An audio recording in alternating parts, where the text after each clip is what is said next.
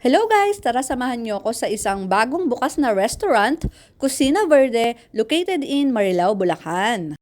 So tara, pasukin na natin. As you can see from outside, kita yung loob dahil glass yung gamit nila. At kita nyo naman ang interior, di ba napakaganda? Instagrammable! At shoutout nga din pala kay owner si Charm. Congratulations and salamat sa pag-accommodate sa amin.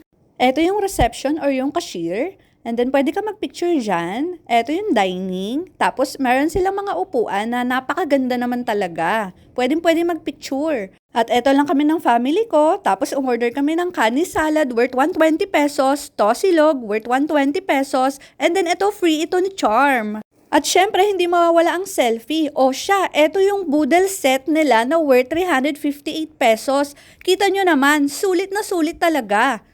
Kaya punta na kayo. O siya, sige, salamat sa panonood nyo.